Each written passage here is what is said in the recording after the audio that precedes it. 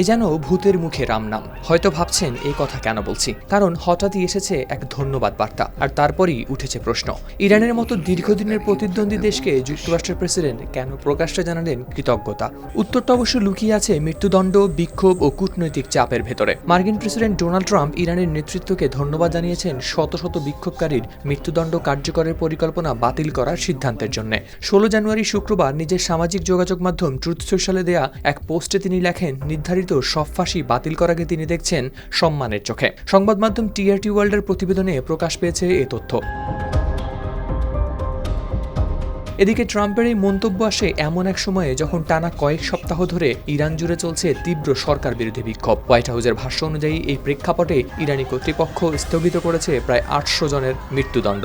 Washington জানিয়েছে তারা পরিস্থিতি ঘনিষ্ঠভাবেই করছে পর্যবেক্ষণ। সাংবাদিকদের সঙ্গে কথা বলতে গিয়ে ট্রাম্প স্পষ্ট করেন, উপসাগরীয় কোনো দেশ বা ইসরায়েলের চাপে তিনি অবস্থান বদলাননি। তার দাবি অনুযায়ী ইরানের নিজস্ব সিদ্ধান্তই তাকে প্রতিক্রিয়া জানাতে প্রভাবিত করেছে। তার ভাষায়, কেউ তাকে বোঝায়নি, বরং তিনি নিজেই নিয়েছেন সিদ্ধান্ত।